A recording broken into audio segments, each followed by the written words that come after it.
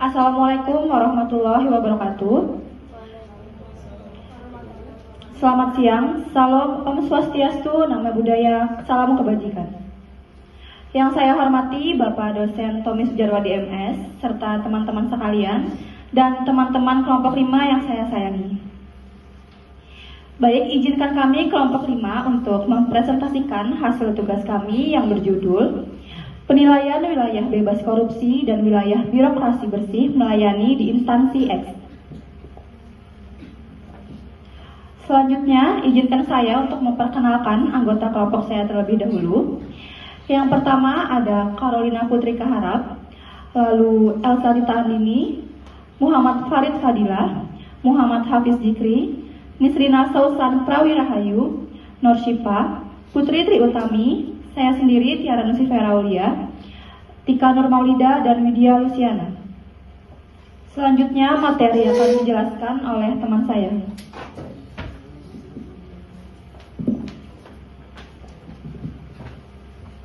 Yang pertama itu ada pengertian korupsi. Korupsi secara etimologis berarti menyelewengkan atau penyalahgunaan atas sesuatu hal.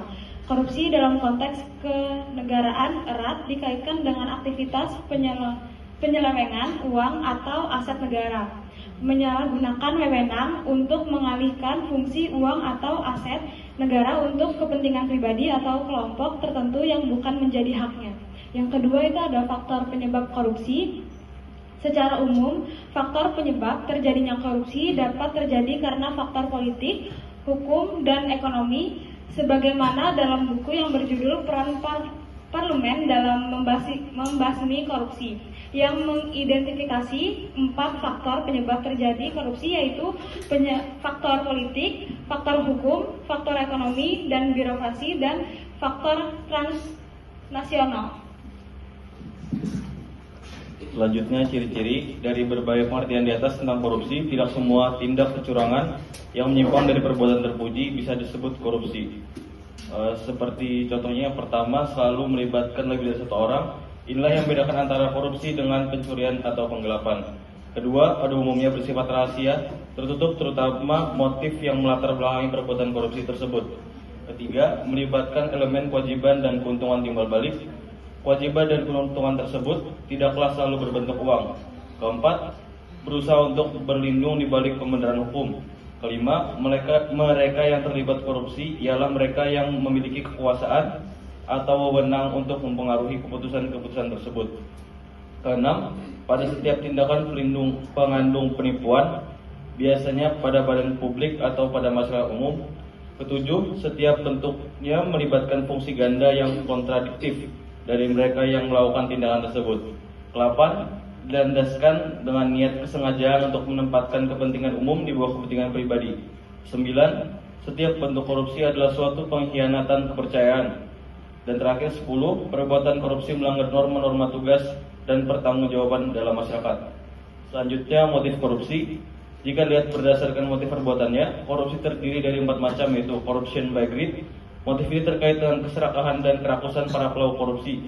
Kedua, corruption by opportunities.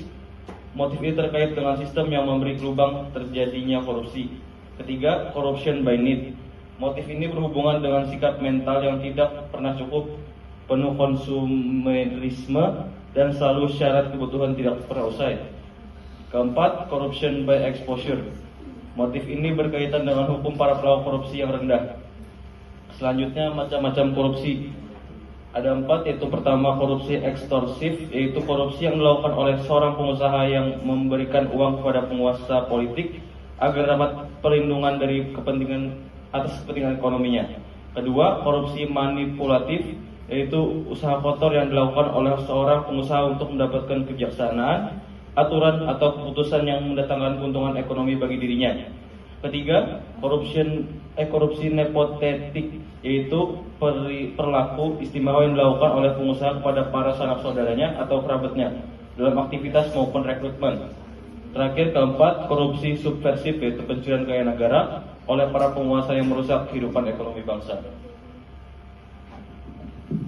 Selanjutnya, jenis-jenis korupsi, yaitu Pertama, korupsi yang terkait dengan merugikan keuangan negara.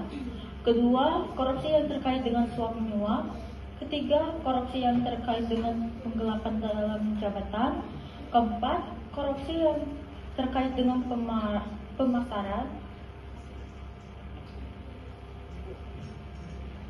Kelima, korupsi yang terkait dengan perbuatan curang. Keenam, korupsi yang terkait dengan benturan kepentingan dalam pengadaan. Ketujuh, korupsi yang terkait dengan gratifikasi. Selanjutnya yaitu modus korupsi. Modus korupsi dapat dibagi menjadi: pertama, penggunaan anggaran untuk kepentingan pribadi. Kedua, pembayaran tunjangan yang tidak sesuai ketentuan. Ketiga, penggunaan anggaran yang tidak sesuai peruntukannya. Keempat, melakukan belanja dan pengadaan fiktif. Kelima, melakukan pengadaan barang dan jasa yang tidak sesuai aturan. Keenam, melakukan markup anggaran. 7. Modus lainnya. Lalu, pola korupsi. Pola korupsi yang sering dipakai para koruptor dalam melakukan tindak pidana korupsi antara lain: pertama, pemalsuan. Kedua, penyuapan. Ketiga, penggelapan. 4. Komisi. 5. Pemerasan. 6. Sistemifikasi. 7. Penyalahgunaan wewenang. 8. Bisnis orang dalam. 9. Nepotisme. 10. Sumbangan ilegal. 11. Pemalsuan. Selanjutnya ada konsep korupsi. Menurut Alatas dalam Dermanto 2007, dari segi tipologi, konsep korupsi dapat dibagi dalam 7 jenis yang berlainan. Antara lain, korupsi transaktif atau menunjuk kepada adanya kesempatan timbal balik antara pihak pemberi dan penerima. Kedua, memeras adalah jenis korupsi di mana pihak pemberi dipaksa untuk menyuap guna mencegah kerugian yang sedang mengancam. Ketiga, korupsi defensif adalah korban korupsi dengan pemerasan dalam rangka mempertahankan diri. Dan yang keempat, korupsi infensif adalah pemberian barang atau jasa tanpa ada pertahanan langsung dengan keuntungan tertentu. Kelima, korupsi perkerabatan atau nepotisme adalah penunjukan yang tidak sah terhadap teman atau saudara. Keenam, korupsi autogenik merupakan bentuk korupsi yang tidak melibatkan orang lain dan pelakunya hanya seorang saja. Dan yang terakhir, korupsi dukungan di mana korupsi pada jenis ini tidak secara langsung menyangkut uang atau tindakan langsung dalam bentuk lain. Lalu ada bentuk korupsi. Bentuk tindak pidana korupsi dan tindak pidana yang berkaitan dengan korupsi berdasarkan Undang-Undang Tindak Pidana Korupsi KPK 2011 berupa: yang pertama, melawan hukum untuk memperkaya diri dan merugikan negara. Yang kedua, menyalahgunakan kewenangan untuk kepentingan diri sendiri dan dapat merugikan keuangan negara. Yang ketiga, menyuap pegawai negeri. Yang keempat, memberi hadiah kepada pegawai negeri karena jabatannya. Yang kelima, pegawai negeri menerima suap. Dan keenam, pegawai negeri menerima hadiah yang berhubungan dengan jabatannya. Ketujuh, menyuap hakim. Kedelapan, menyuap advokat. Yang kesembilan, hakim dan advokat menerima suap. Kesepuluh, pegawai negeri menggelapkan uang atau membiarkan penggelapan, dan lain-lain.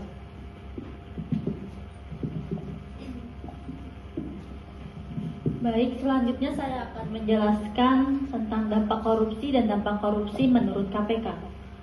Dampak korupsi ialah berdampak terhadap satu aspek kehidupan saja. Korupsi menimbulkan efek domino yang meluas terhadap eksistensi bangsa dan negara. Meluasnya praktik korupsi di suatu negara akan memperburuk kondisi ekonomi bangsa. Misalnya, harga barang menjadi mahal dengan kualitas yang buruk, akses rakyat terhadap pendidikan dan kesehatan menjadi sulit, keamanan suatu negara terancam, dan kerusakan lingkungan hidup, dan citra pemerintah yang buruk di mata internasional, sehingga menggoyahkan sendi-sendi kepercayaan pemilik modal asing. Krisis ekonomi yang berkepanjangan, dan negara pun menjadi semakin terperosok dalam kemiskinan. Dampak korupsi mengakibatkan 4 dampak, yaitu: yang pertama, bidang politik akan mempersulit berkembangnya demokrasi dan terselenggaranya tata pemerintahan yang baik dan bersih.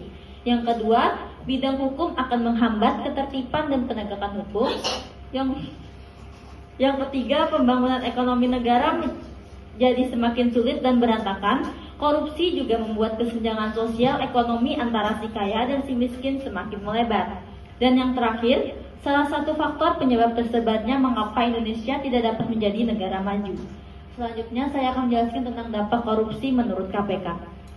KPK merilis sedikitnya ada sejumlah dampak korupsi di Indonesia yang benar-benar merugikan bagi masyarakat dan negara. Dampak korupsi bagi masyarakat dan negara di Indonesia sangat beragam, mulai dari dampak terhadap politik, pelayanan kesehatan, di bidang sosial, kebudayaan, politik dan demokrasi, perekonomian hingga masyarakat dan keluarga. Dampak korupsi menurut KPK ada 5, yaitu kemiskinan, pengangguran, hutang luar negeri, kerusakan alam, dan dampak sosial. Selanjutnya akan dijelaskan oleh teman saya. Baik, lanjut ke pengertian zona integritas. Zona integritas adalah sebutan atau predikat yang diberikan kepada K-L-P yang pimpinan dan jajarannya mempunyai niat atau komitmen untuk mewujudkan WBK atau WBBM melalui upaya pencegahan korupsi publik, reformasi birokrasi, dan peningkatan kualitas pelayanan publik. Kemudian selanjutnya, pengertian WBK atau wilayah bebas korupsi adalah sebutan atau predikat yang diberikan kepada suatu unit kerja yang memenuhi syarat indikator hasil WBK dan memperoleh hasil penilaian indikator proses di atas 75 pada zona integritas yang telah memperoleh opini wajar tanpa pengecualian atau WDP dari BPK atas laporan keuangan. Kemudian lanjut, wilayah birokrasi bersih dan melayani atau WBBM adalah predikat yang diberikan kepada suatu unit kerja yang telah berhasil melaksanakan reformasi birokrasi dengan sangat baik, dengan telah memenuhi sebagian besar kriteria proses perbaikan pada komponen pengungkit untuk mewujudkan pemerintahan yang bersih dan akuntabel. Baik. Selanjutnya latar belakang. WBK adalah predikat yang diberikan kepada suatu unit kerja yang memenuhi sebagian besar manajemen perubahan, penataan tata laksana, penataan sistem manajemen SDM, penguatan pengawasan, dan penguatan akuntabilitas kinerja. Pembangunan WBK di instansi X merupakan bagian dari reformasi birokrasi yang dikoordinasikan oleh Kementerian Pendayagunaan Aparatur Negara dan Reformasi Birokrasi atau Menpan-RB. Pembangunan WBK dilakukan melalui pembangunan zona integritas menuju WBK atau WBBM di lingkungan. Tujuannya adalah untuk memberikan keseragaman pemahaman dan tindakan dalam membangun zona integritas menuju WBK atau WBBM. Dengan adanya pembangunan WBK, diharapkan terciptanya suatu organisasi modern yang mengutamakan kepastian hukum dan penegakan hukum serta memberikan pelayanan publik yang berkualitas.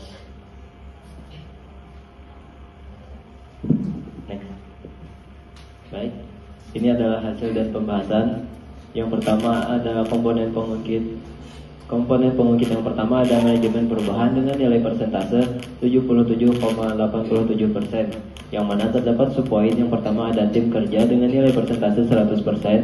Yang kedua ada dokumen rencana pembangunan zona integritas dengan nilai persentase 100%. Yang ketiga pemantauan dan evaluasi pembangunan WBK atau WBBM dengan nilai persentase 44,67%. Dan yang terakhir ada pemantauan dan evaluasi pembangunan WBK atau WBBM dengan nilai persentase 100%.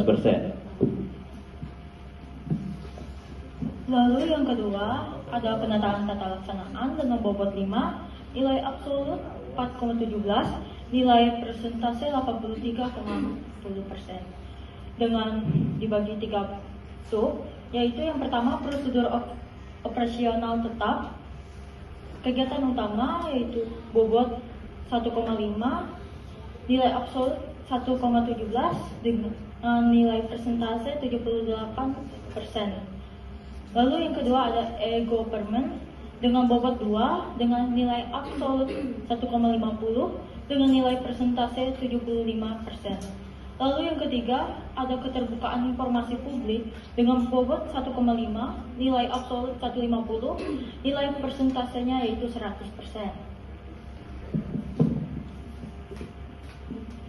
Komponen pengungkit yang ketiga ada penataan sistem manajemen SDM dibagi jadi beberapa poin. Yang pertama perencanaan kebutuhan pegawai sesuai dengan kebutuhan organisasi dengan nilai persentase 89%. Yang kedua, pola rotasi internal dengan persentase 77,67%. Yang ketiga, pengembangan pegawai berbasis kompetensi dengan nilai persentase 83,50%. Yang keempat, penetapan kinerja individu dengan persentase 56,50%. Yang kelima, penegakan aturan disiplin atau kode etik atau kode perilaku pegawai dengan nilai persentase 100%. Yang keenam, sistem informasi kepegawaian dengan nilai persentase 0%. Komponen pengukit yang keempat ada penguatan akuntabilitas dibagi menjadi 2 poin. Yang pertama, keterlibatan pimpinan dengan nilai persentase 100%. Yang kedua, pengelolaan akuntabilitas kerja dengan nilai persentase 95,88%.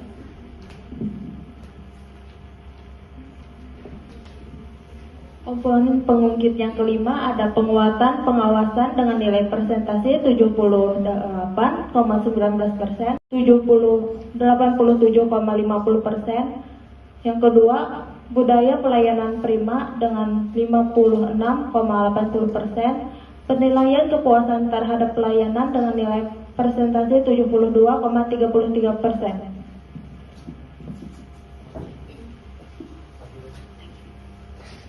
Dari kegiatan praktek penilaian wilayah bebas korupsi WBK PBBM di instansi X didapatkan hasil pada komponen manajemen perubahan ada 77,87%, penataan tata laksana 83,40%, penataan sistem manajemen SDM 73,99%, penguatan akuntabilitas 97,94%, penguatan pengawasan 78,19% dan peningkatan kualitas pelayanan publik 72,22%. Baik dari hasil dan pembahasan yang telah dibahas, nilai total yang diperoleh dari hasil penelitian untuk instansi X yaitu dari nilai wilayah bebas korupsi 80,60%, yang artinya instansi X sudah mencapai standar nilai yang ditetapkan untuk mendapatkan predikat wilayah bebas korupsi.